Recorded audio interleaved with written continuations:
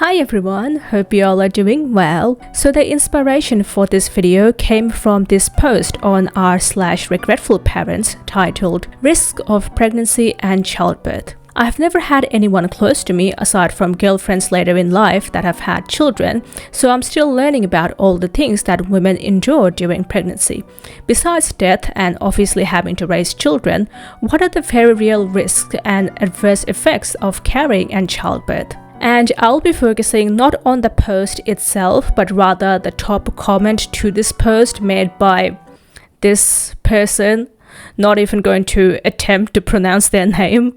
But all credits to this person because they provided a whole laundry list of things that your body goes through during pregnancy. Reading through this list, I was stunned. Like, I am somebody that considered themselves to be generally well informed when it comes to women's health, female anatomy, reproduction, etc., all those types of things. So even for someone like me to get astonished at this, it left me wondering how many more people do not know about this, which is what sparked the inspiration for this video.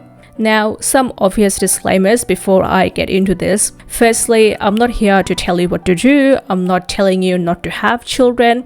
This isn't some liberal, feminist, brainwashing propaganda telling you to become lesbians or something, as much as I want it to be.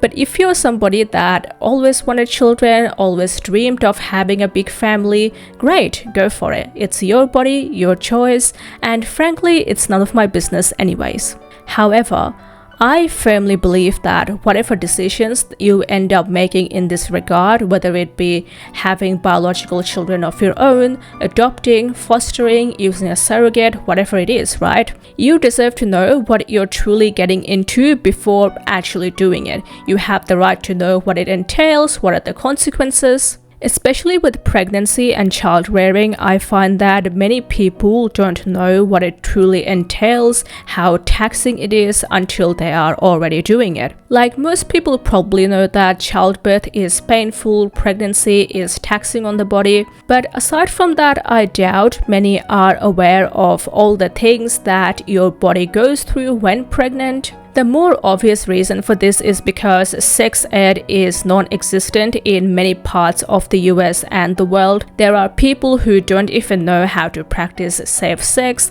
how periods work, so expecting them to know about the nitty-gritty of pregnancy is maybe too much to ask for. But also, and this I think is the bigger reason for this, our culture tends to view pregnancy and child rearing with rose-tinted glasses. You know, in the movies, typically all you see is a couple seconds of the woman screaming, and then the baby is magically here, and then all is well, they're just a happy little family with sunshine and rainbows. We have been brainwashed into seeing pregnancy as this miracle of life, the most beautiful thing ever, which of course it can be, but at the same time, we need to be realistic about what actually happens during pregnancy. Especially for women to this day, it is seen as your purpose, what your body is made for.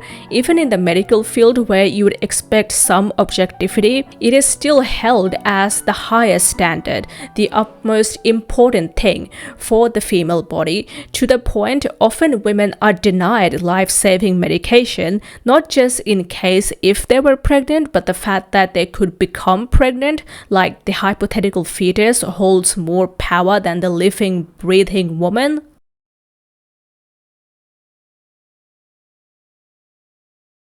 If you don't know me, hi, I'm Tara. I've been sick my entire life. I have a genetic condition. It's very rare. I have an autoimmune disorder. I get these cluster headaches. They also call them, unaliving headaches, because the pain is so severe that people actually, choose not to be here anymore as a result. And I get it. I've been there.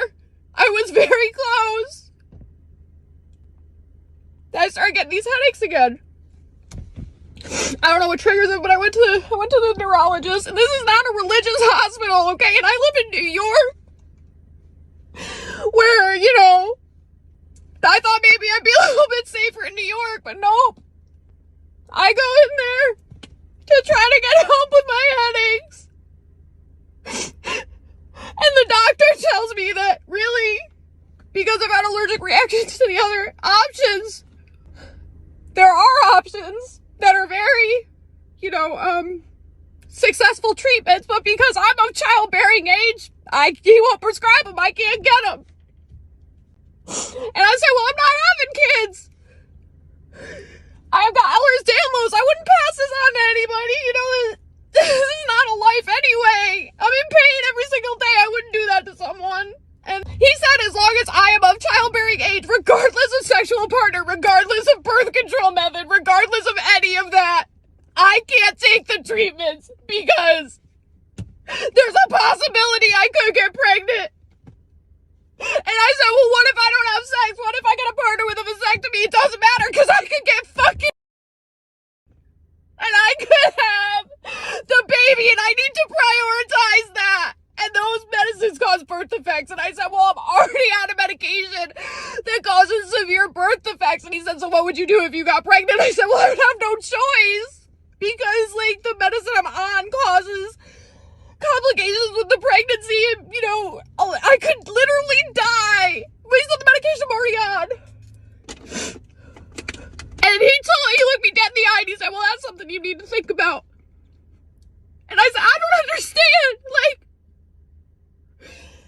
We're really going to prioritize the life of the hypothetical situation over my pain. I'm in pain every day. I can't live like this. So with this much importance placed on pregnancy, I think it's about time we take off the rose-tinted glasses and view it with some objectivity. Now, with all of that being said, I am aware that Reddit is not the most accurate source of information. Please don't get all of your information from Reddit or any other social media for that matter. But one thing that I do appreciate about Reddit as opposed to many other social media platforms is its anonymity. The way Reddit is made is that you cannot make your account private, so everything that you post would be public and can be seen by anyone, which is one of the reasons why some of the darkest corners of the internet comes from Reddit, as people can just hide behind their anonymity and say whatever they please. Which also leads to some of the most unfiltered, brutally honest opinions and advice being shared, and that is why I have a love-hate relationship with Reddit. I love it because people can say whatever they want, but I also hate it because people can say whatever they want. But in this case, I found Reddit's honesty surrounding this topic to be refreshing. As aforementioned, with pregnancy, people are often hesitant to have an honest discussion. And with this list, I have made sure to research each and every one of these points myself. And as always, all of my sources would be linked in the description for you to take a look at if you'd like. Obviously, with these sorts of things, it can get quite graphic. There may be certain parts of this video that could make you physically recoil, especially if you have a vagina. But I would not be showing anything graphic in this video, so rest assured. I would instead try to describe it to the best of my abilities. At most, I may show some diagrams and illustrations here and there to explain some things better. And if the length of this video is an indicator, I do not have the entire script memorized. So if throughout this video, if I am looking elsewhere, if it looks like I'm reading off of something, it's because I am. Also, I would not be going through every single point mentioned in the list, not just because the video would be a lot longer than it already is, but also some of them are pretty self-explanatory where there really isn't much for me to add. But I'll have the post linked in the description with all of my other sources so you can have a look at the whole thing if you want. The way this list is structured is that it goes from normal temporary side effects to normal permanent side effects to less common but serious side effects to rare but severe and or deadly side effects. So I guess you could say it's kind of like an iceberg. Is that still trending? I don't know. So first up, for normal temporary side effects, we have exhaustion. Pretty self-explanatory. One of the first signs of pregnancy is fatigue. During the first trimester, so the first 12 weeks of pregnancy, fatigue is caused by the hormonal changes taking place in your body. Later on, during pregnancy, exhaustion is caused due to the extra weight that you have been carrying around. This can also cause difficulty sleeping and discomfort while sleeping, which will lead to further exhaustion, shortness of breath, increased headaches, dizziness, and lightheadedness, prevent you from participating in some sports and other physical activities. It's important to note that your life doesn't pause when you're pregnant. Very few people can put life on hold, take time off of work and other responsibilities when pregnant. So if your life is already stressful enough to the point it is leaving you exhausted, whether it be due to work, due to some medications that you're on,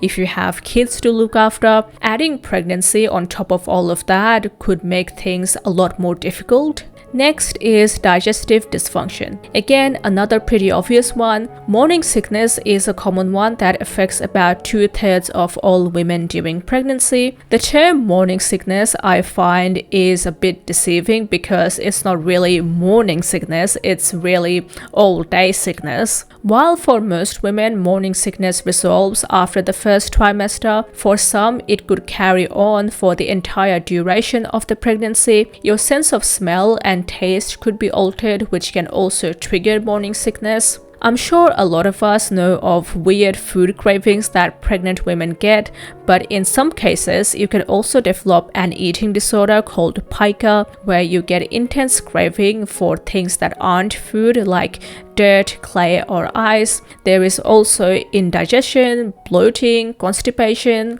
Skin disorders. While there is a thing called pregnancy glow that some women experience, for others, the hormonal changes caused by pregnancy could lead to breakouts of acne. Especially if you already struggle with acne, pregnancy could actually make it worse. Skin discoloration or chloasma is another thing that could happen, where you get dark, brown patches, mainly affecting your face and abdominal area. Muscular strain. While the added weight of pregnancy can strain your muscles, your back muscles in particular, leading to mild to severe backache, there is also fluid retention or edema that can cause swelling, in particular of your ankles, fingers, and feet. This can be very painful and can cause leg cramps, joint pain, difficulty sitting, standing. Hemorrhoids. Hemorrhoids are... there is no nice way to put it, are swollen blood vessels in your rectum and anus. Up to 50% of women develop hemorrhoids during pregnancy. Common causes include increased blood pressure, pressure from the fetus, changing hormones, and constipation. Urinary tract and yeast infections. Yeast infection or vaginal thrush is caused by a fungus called Candida, and urinary tract infection or UTI is an infection caused in any part of the urinary system. Could be the kidneys, bladder, or urethra. Both can cause extreme pain and discomfort, and both are pretty common to develop during pregnancy.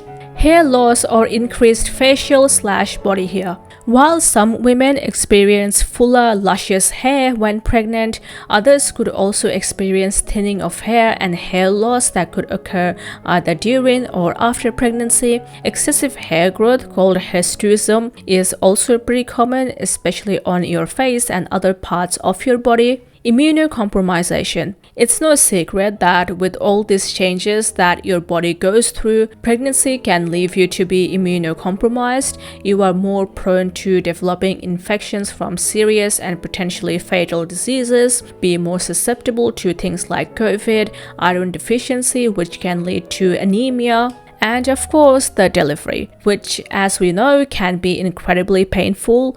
Depending on your delivery, it can take years to recover, and the effects don't end after pregnancy. It carries on and can leave lifelong irreversible damage. So moving on to normal permanent side effects. Body disfiguration. This can be anything from stretch marks, loose skin, permanent weight gain and redistribution, changes to your breast, scarring, as I mentioned, swelling and fluid retention before. For some women, it doesn't go away fully after giving birth, so they could still have a few varicose veins or permanent increase in foot size. Having something like weight gain next to arguably way more serious side effects, as we'll get into later on, may seem a bit out of place, may seem vain, but I can tell you, seeing your body go through such drastic changes can take a severe toll on your mental health. And speaking from personal experience alone, I don't think I know a single woman that doesn't suffer from body dysphoria or at least some body image issues. While society has slowly been accepting of postpartum bodies, with some body positive spaces now accommodating for realistic postpartum bodies, the culture as a whole still expects women to bounce back after having a baby, and if you don't, it's seen as some sort of a moral failing, which is ridiculous. Pelvic floor disorders. Pelvic floor dysfunction or disorders is a common side effect of pregnancy. This can include symphysis pubic dysfunction or SPD that can affect up to 1 in 5 women during pregnancy. During pregnancy, the joints in your pelvic region naturally loosens to prepare for birth, and SPD occurs when the joints get stiff and or move unevenly as a result. This condition can be extremely painful and can affect mobility. Uterine prolapse is another pretty common condition that could happen to you after birth. This occurs when the muscles and ligaments around the uterus becomes weak and can no longer hold the uterus up, which causes it to sag and drop down into the vagina. There are varying stages of prolapse, and depending on how severe it is, it can even require surgery to put the uterus back in its place. Permanent changes in vision. Due to all the hormonal changes that pregnancy brings, your vision is also impacted. Pregnancy typically raises your blood pressure, which can also impact your vision. This can include dry eyes, blurriness. I also found this case study where a woman went completely blind after giving birth due to hypertension. Tearing. Up to 90% of all births cause some degree of tearing. Due to all the pressure and pain during childbirth, it can cause perineum tearing, which is the area between the vagina and the anus. Depending on the degree of the tear, your vagina and the anus can become a single orifice. Tearing could also be uterine, vaginal, clitoral, which, if you didn't know, clitoris is like the G-spot for women. It is one of the most sensitive body parts of the female body. So having it torn could not only be extremely painful, but can also cause pain later on during sex and prevent you from having orgasms in the future. Tearing could also lead to urinary incontinence. It is very common. Up to 1 in 3 women experience bladder weakness after giving birth. It can range from a small leakage to a complete loss of bladder control, and for some women, they can never fully recover from this and could still experience a leak when sneezing, coughing, laughing, doing physical activity, so they may have to spend the rest of their lives in adult diapers. I think now is a good time to bring up this practice called a husband stitch.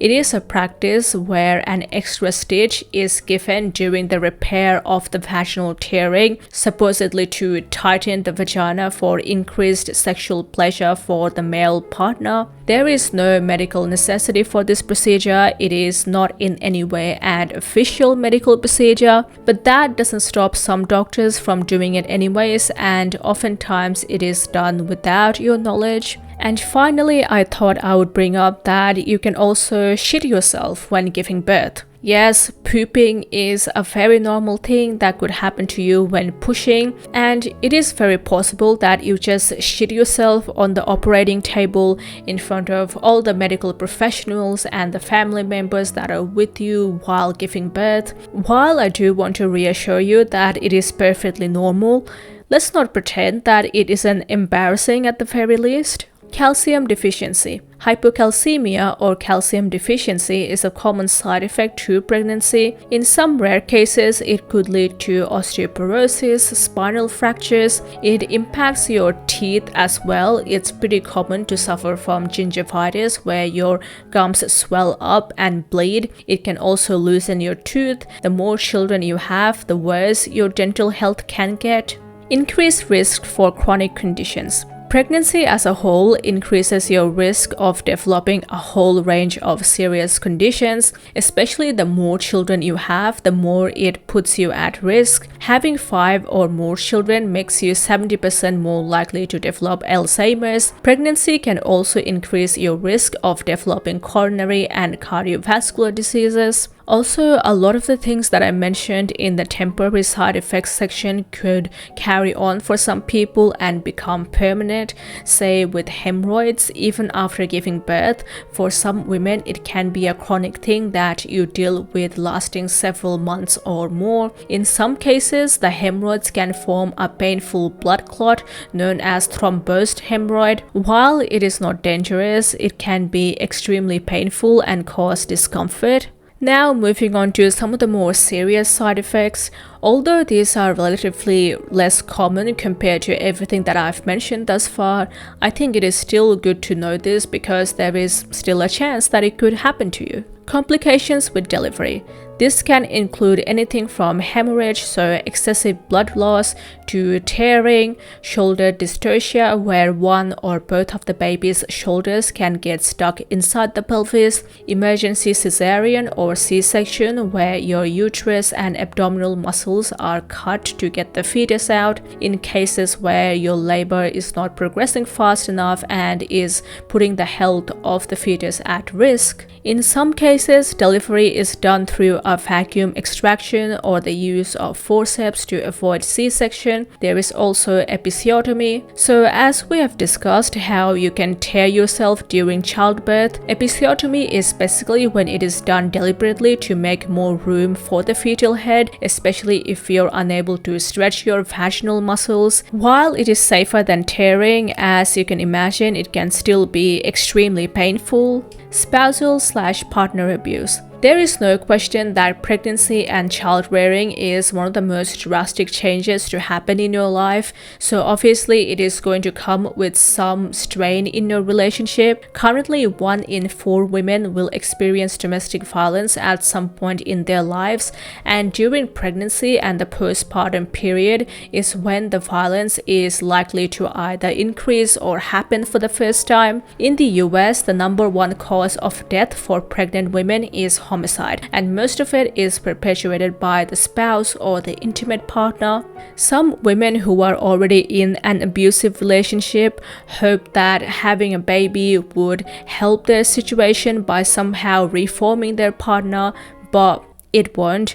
Please, please, please do not bring a child into this world to fix your relationship. If anything, it's likely to make your situation even worse, as pregnancy and postpartum leaves you more vulnerable and susceptible to abuse. And more importantly, your child deserves a loving environment for them to grow up in, and it's not fair to burden them with your failing relationship. In heterosexual relationships especially, a lot of the infidelity occurs during pregnancy or the postpartum period. Around 1 in 10 men cheat on their partners during this time frame. Some of the reasons being that a new baby typically needs more attention from the mother due to breastfeeding or bonding, so less attention is given to the partner. Also, you're meant to refrain from having sex for at least 4 to 6 weeks after giving birth to heal your insides, and some men just can't wait that long, so they go seek it out elsewhere.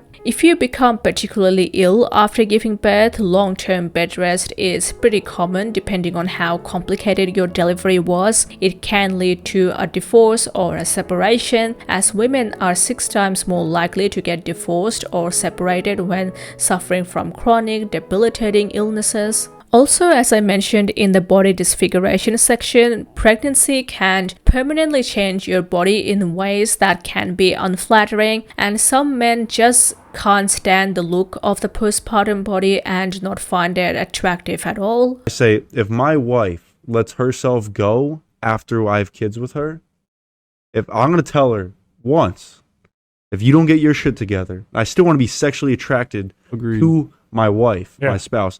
But if you even can't girlfriends. do that, girlfriend too, if you can't do that, I'm out. I know that clip probably wasn't the best example to show, but there is some truth to this. And the worst part is most abusers don't start to show their true colors until you're already married and have had kids with them, because then you are more trapped into the relationship, right? You're at a vulnerable state and therefore are less likely to leave. A lot of the spousal conflict during pregnancy can also arise from financial issues, especially in countries like the US that do not have universal healthcare. Pregnancy can be expensive. Things can add up really quickly, and having a couple more mouths to feed would require more money and other resources. Not to mention how pregnancy can cause setbacks in your career, not just because of maternity leave, but also discrimination. Just in 2020, Google was getting sued for pregnancy discrimination. I know I'm getting off topic, but despite how the society glorifies motherhood and paints it to be the best thing ever, it seems to treat mothers like shit.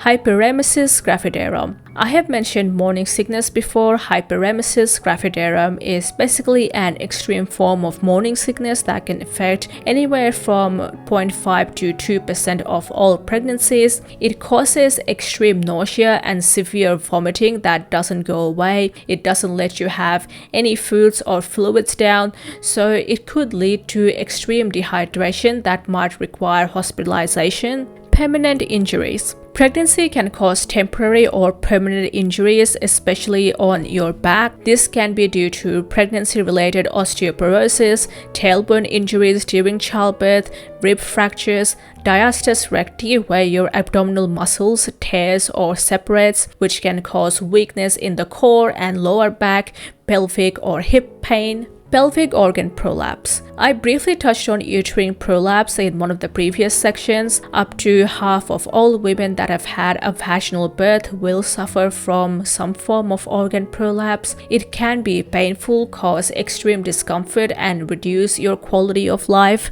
Uterine prolapse occurs when the muscles and the ligaments surrounding the uterus weakens and can no longer hold the uterus up, causing it to sag down into the vagina. A similar thing could happen to your bladder, causing a condition called cystocele, where the wall between the vagina and the bladder weakens and causes the bladder to sag into the vagina. Rectocele, where the wall between the vagina and the rectum weakens and causes the rectum to sag into the vagina. And enterocele, where the small intestine descends down and pushes the top part of the vagina. Like I said, all of these conditions can cause discomfort, and obviously in the cases of cystocele and rectocele, it can make it uncomfortable to go to the bathroom. Preeclampsia and eclampsia. Preeclampsia is one of the most common complications to happen during pregnancy. Mild preeclampsia can occur in up to 1 in 10 pregnancies, and severe preeclampsia can occur in up to 1 in 100 pregnancies. It causes high blood pressure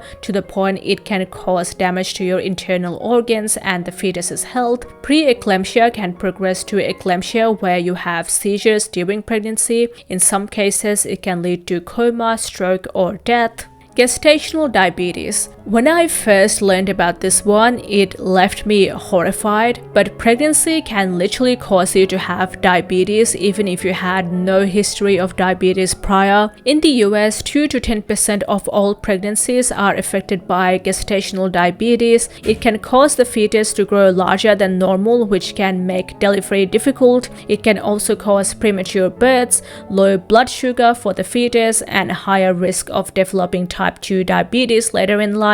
Typically, for most women, it goes away after delivery, but for some that don't, it develops into type 2 diabetes, leaving you dependent on insulin for the rest of your life. Placenta previa. Placenta is an organ that develops in the uterus during pregnancy that provides oxygen and nutrients to the growing fetus and removes waste. Placenta previa occurs when the placenta partially or completely covers the opening of the uterus. It can cause bleeding and typically requires a C-section delivery since the opening of the uterus is blocked. Thrombocytopenic purpura. I probably butchered that, but whatever. The full name is idiopathic thrombocytopenic purpura, ITP in short, is a blood disorder that decreases the level of platelets in your blood. Platelets help the blood clot and help reduce excessive blood loss. Pregnancy typically causes a higher blood volume, so the platelets may be destroyed at a higher rate during pregnancy. If you already suffer from ITP, it puts you at risk for hemorrhage and other complications. Embolism. In contrast to ITP, embolism are blood clots that can be life-threatening. Pregnant women are 5 times more likely to develop blood clots compared to non-pregnant women. It can lead to pulmonary embolism, where a blood clot can block an artery in the lung. Although it's rare, affecting about 1 in 7,000 pregnancies, it accounts for 11% of all maternal deaths, 2/3 of which occurred after delivery. Mitral valve stenosis. Sometimes called mitral stenosis, occurs when the mitral valve, the valve below the 2 left heart chambers, narrows, reduces, or blocks blood flow. It is the most common cardiac condition affecting women during pregnancy due to increase in blood volume and heart rate. Ectopic pregnancy. If you're somebody that regularly keeps up with YouTube drama, or in particular, if you followed the story of Gus Johnson and Abelina Sabrina a little over a year ago, you might have heard a bit about ectopic pregnancy. So hopefully most of us know that when the egg meets the sperm, it fertilizes. During normal pregnancy, the fertilized egg implants in the uterus, but in the case of ectopic pregnancy, it implants outside the uterus, either in the ovaries or more commonly in the fallopian tubes. And as you can imagine, neither the ovaries or the fallopian tubes have the muscles and the ligaments, or even enough room for that matter, to stretch and accommodate the growing fetus like the uterus would, so it can be extremely painful, and the only way to treat an ectopic pregnancy is to terminate it. If not, as the fetus continues to grow, it can rupture the fallopian tube, causing internal bleeding that can be fatal. In the UK, around 1 in 90 pregnancies are ectopic, so although rare, it must be taken seriously or else it could lead to death.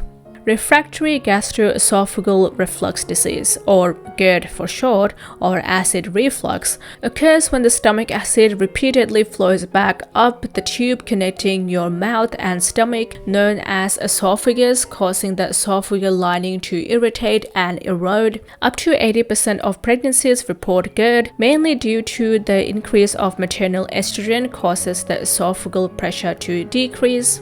Postpartum depression and psychosis. I'm sure many of us know or have heard of postpartum depression, or PPD for short. Sometimes it's called baby blues. It can affect anywhere from 6.5 to up to 20% of women. Sometimes it can start during pregnancy and continue even after childbirth, known as peripartum depression. It can also lead to postpartum psychosis, where you lose your sense of reality, may start to hallucinate, see and or hear things that aren't there. While the main cause for these conditions is hormonal changes, hormonal imbalances caused by pregnancy and childbirth, I would like to go back to the point I made before on how society treats mothers. Your value as a human being seems to reduce drastically once you have children, from abuse and neglect during maternity care to facing discrimination at the workforce, down to your spouse mistreating you.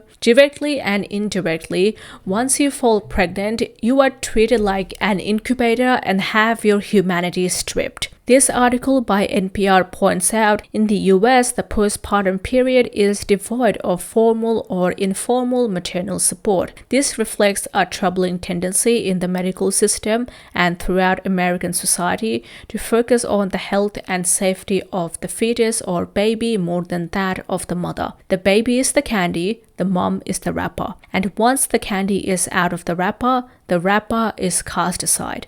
A wrapper. A vessel. Not a person with their own identity, thoughts, feelings, dreams, ambitions, but an incubator. That is what you're seen as if you choose to have a child in this society. It's important to note that the risk of everything that I've mentioned thus far increases by at least tenfold if you belong to a marginalized group as a woman. Black women, for example, experience maternal mortality at a rate 2 to 3 times higher than that of white women. They're also more likely to experience complications throughout the course of their pregnancies. There are still medical professionals out there that believe that Black people feel less pain compared to everyone else. All of this combined, it leaves me wondering how much of postpartum depression is actually caused by hormones versus how badly society treats you once you become a mother. Finally, moving on to some of the most severe side effects that pregnancy could bring. Like I said, most of these are pretty rare, but if you're unlucky, it can still happen to you. Peripartum cardiomyopathy. Peripartum cardiomyopathy, sometimes called postpartum cardiomyopathy, is a form of heart failure, weakness of the heart muscle that occurs during the last month of pregnancy to up to 5 months after giving birth. Most commonly, it occurs right after delivery. The causes are unknown, but depending on the severity of the symptoms, it might require full bed rest. Cardiopulmonary arrest. Cardiopulmonary arrest or cardiac arrest is the sudden loss of all heart activity due to an irregular heart rhythm. While this condition during pregnancy is rare, the risk of death following a cardiac arrest is extremely high for both the mother and the baby. Magnesium toxicity. I have previously talked about eclampsia. One of the ways it is treated to prevent seizures in women with preeclampsia is through magnesium sulfate therapy. However, it can also put you at risk for magnesium overdose called magnesium toxicity, which can be life-threatening for both the mother and the child, leading to some pretty terrible side effects. Hypoxemia/acidosis. Hypoxemia occurs when there is a low level of oxygen in your blood, which can lead to respiratory acidosis. It has been shown to be associated with several pregnancy disorders. Pregnancy puts you at risk of developing anemia, where you lack enough healthy blood cells to carry adequate oxygen to your body's tissues, which can lead to hypoxemia or hypoxia. Increased intracranial pressure. This is a condition that causes growing pressure inside of your skull. The physical changes your body goes through during pregnancy, like increase in blood volume, heart rate, increased water and sodium retention, could lead to intracranial pressure that can have serious complications like seizures, stroke, neurological damage, or death. Brainstem infarction. Brainstem infarction is an area of tissue death resulting from a lack of oxygen supply to any part of the brainstem. During pregnancy, the high blood pressure caused by preeclampsia, hypoxemia, or hypoxia due to anemia could lead to brainstem infarction.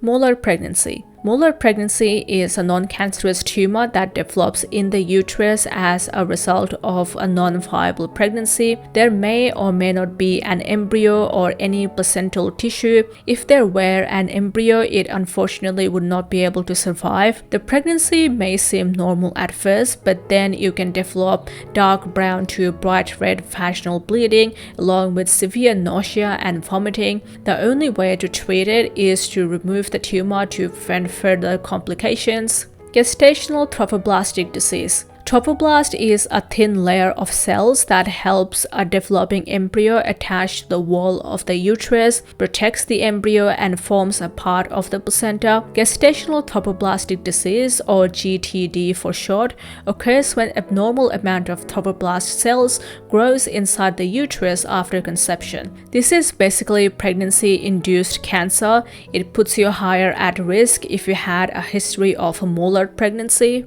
Malignant arrhythmia. Arrhythmia occurs when there is an irregular heartbeat. Arrhythmia becomes malignant when it causes serious life-threatening complications. While arrhythmia and palpitations are pretty common during pregnancy, they can easily turn malignant if not managed. Circulatory collapse. Circulatory collapse or circulatory shock occurs when insufficient amount of blood flows to the tissue of the body. We have already discussed how pregnancy can lead to a whole range of disorders with your blood, from high blood pressure to embolism to ITP to anemia. It should be no surprise that the pressure from all these disorders can lead to circulatory collapse for some people. Placental abruption. I have briefly discussed what a placenta is. It's an organ that develops in the uterus during pregnancy that provides oxygen and nutrients to the growing fetus and removes waste. Placental abruption occurs when the placenta detaches from the wall of the uterus, either partially or completely. It is a serious pregnancy complication that can deprive the fetus of oxygen and other nutrients, which can lead to miscarriages, stillbirth, or an emergency C-section depending on how close the fetus was to being full term. For the mother, it can cause pain, vaginal bleeding, premature labor.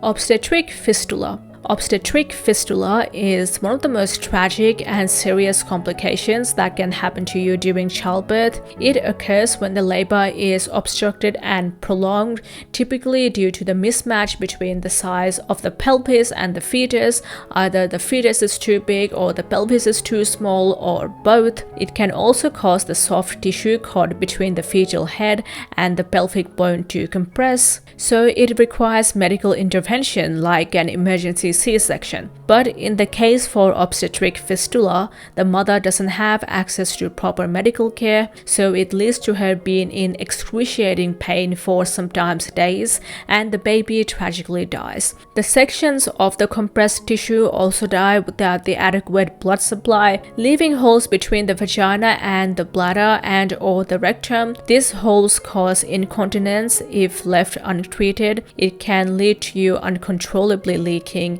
urine, stool for the rest of your life. It is estimated that over 2 million young women live with untreated obstetric fistula in Asia and sub-Saharan Africa. Future infertility. Secondary infertility is the inability to conceive or carry a child to full term after previously giving birth. This can be due to complications from the first pregnancy, not just physical but mental. Pregnancy and childbirth can be traumatizing for a lot of women, and during the second time around, they could just be really stressed and afraid to go through it all over again, so that can also contribute to infertility. Permanent disability. Pregnancy can leave you with acute and chronic disabilities. This can include anything from incontinence, anemia, prolapsed organs, blindness, like I mentioned before. While most of them are prominent in underdeveloped countries, it can still occur in developed first world countries. Like doing the research for this section, I came across this article that reports a mother in Texas having both of her hands and feet amputated after giving birth due to a bacterial infection. And last but definitely not least, death. You can literally die from pregnancy complications and childbirth. In 2017, nearly 300,000 women died during or following pregnancy and childbirth, 94% of which were from low to lower middle income countries.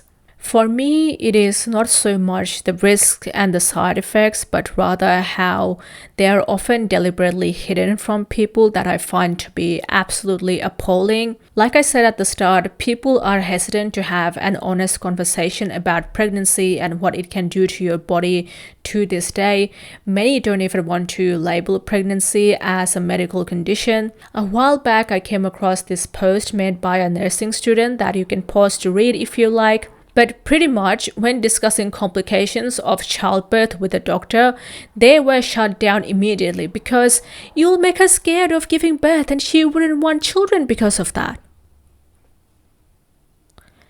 Am I the only one who finds it incredibly cruel to deliberately withhold information? With every medical procedure that there is, your doctor should, or at least are supposed to, sit you down and discuss the risks, the side effects, the potential things that could happen to you as a result of the procedure. If a medical condition has a chance to leave me permanently disabled, don't you think at the very least I deserve to know about it? And they say, oh, it's completely natural. People have been doing it for centuries. Which is such a bad argument because it appeals to the nature fallacy. Just because something occurs in nature, that does not make it inherently good. There are plenty of awful, horrible things that happen in nature. There is cannibalism, killing your offspring. One of the main things that separates humans from any other animals is our moral conscience. We have the ability to distinguish right from wrong. And as it stands, the way I see it, it is not only immoral to deliberately withhold information, brainwash, coerce someone into pregnancy, but it is undeniably cruel as well. But the reason behind this is pretty obvious. If people knew what goes on during pregnancy, there would be less people wanting to get pregnant and have children. But I don't think that would really be the case. If I use the analogy of sex education, countries that provide comprehensive sex education in schools will still have younger people that may experiment with their sexuality and try out different things. But the difference is, having access to quality sexual and reproductive healthcare, education, and less stigma surrounding this topic would make them more likely to experiment safely. You know, the whole point of sex education is not to encourage or discourage people from having sex, but to accepting the fact that sex is a normal part of life that most people would end up doing at some point. So if you're gonna do it anyways, may as well be safe while doing it, right? It's about harm reduction. Similarly, there would always be people that would procreate, regardless of the state of the world, regardless of how much education they were given surrounding pregnancy. It is a biological, natural drive that a lot of people will have, but at least if they were educated about pregnancy and child rearing, it allows them to be more prepared and less likely to regret their decision. Parenthood regret is a real thing that people don't talk about enough. Even if they wouldn't outright say it, I'm sure plenty of us know of people that just weren't fit to be parents but are now stuck with children. Currently, 1 in 12 parents regret having their children, but given the stigma surrounding this topic, it's safe to assume that the actual number is probably even higher, especially given that nearly half of all pregnancies are unintended. The Regretful Parents subreddit, where I got the post originally from, has 70,000 members. Given the amount of people that regret having children, it makes me wonder if there were any opportunities for these people to abandon their children with no social repercussions. Would they do it? And turns out many would. The safe haven laws in the US allows parents to leave their unwanted, unharmed infants at religious scriptures without any criminalization. Some controversy arose when this law was enacted in Nebraska in July of 2008. At the time, it included a broader definition of children being anyone under the age of 18. This resulted parents to abandon their children that were older than infants, some as old as teenage years. It was then changed in November of 2008, allowing only infants up to a month old. And a lot of these parents were even traveling interstate, probably spending thousands of dollars just to get rid of their kids. All of this is so ironic to me because when you tell people that you don't want children, one of the first things that they typically say to you is, well, what if you regret it? What if you regret not having kids? Well, tell you what, I would much rather regret not having kids than to have kids than regret having them. Because once you decide to have a child, there is no going back. Your life is going to change for forever, especially given the state of the world. It's unlikely that your kid is going to be able to move out and be on their own once they turn 18, especially with the housing crisis and inflation. And I haven't even gotten into child rearing, how taxing it can be to raise a child, especially if you end up having a special needs child. And of course, it is typically the women that bear the brunt of parenting. After having kids, usually the men can go back to work within a few weeks and live life like normal, whereas the women have to do all the heavy lifting. As I mentioned before, your identity gets stripped away once you become a mother. You are no longer your own person, you are somebody's mother. And that is so saddening to me. But what is even more saddening is the children of the parents that regret having them, because they get no choice, they get no say in this. And it doesn't matter how old your kids are, if you don't approve of them, they can tell. And being rejected by a parent can scar you for life, but at least you get to have a choice. Please, if you're somebody that is unsure or are on the fence about having children, do not do it. Remember that you do not have to have children, that it is okay to be child-free. Procreating is an ability. It's just one of the cool things that your body can do, but it should never, ever be an obligation. And to those that are still thinking of having children, well, great, good for you. Like I said, whatever decisions you end up making by the end of this video is ultimately your choice and none of my business. All that I ask from you is to do your research and really understand what you're getting yourself into before you actually do it. If anything, I actually applaud you for making it through this point of the video and still wanting to have children, because it tells me that you have really thought about this, that you really want to do this, and are likely going to be well prepared and be great parents. Even if you end up having just 1 or 2 children, being prepared to this level, understanding not just the good but the bad and the ugly sides of pregnancy and child rearing is going to put you ahead of most people. And having fewer children means that you'd be able to distribute your attention and resources among them adequately. I mean, that is what it's about, right? Quality over quantity? Well, I guess not. Over the last 2 years, we have seen perhaps some of the biggest setbacks in sexual and reproductive rights in history, from banning gender-affirming care for trans people to targeting sex education in schools, limiting birth control, and, of course, the overturning of Roe v. Wade. But also over the last 2 years, we have seen one of the biggest waves of workplace unionization in the US, from Starbucks all the way to Amazon. On top of that, people are finally waking up to the unjust nature of work and are starting to fight back through the Great Resignation, quiet quitting, with subreddits like r/antiwork gaining millions of followers. All of this is causing the ruling class to feel threatened, because after all, how are they supposed to maintain their position of power without a working class to rule over? I mean, what does it even mean to be rich unless somebody else were poor?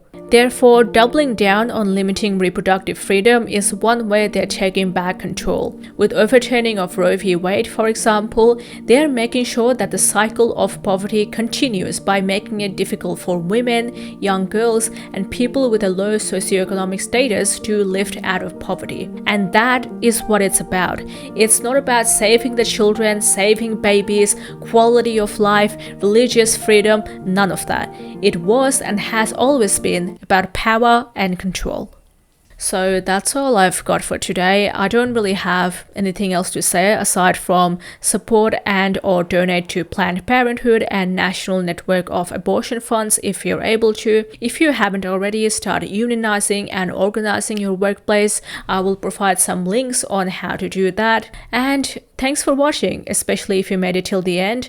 Leave a like and subscribe if you haven't already. Share this video around if you want. I think this would be a good one to share. And I'll see you in my next one. Bye.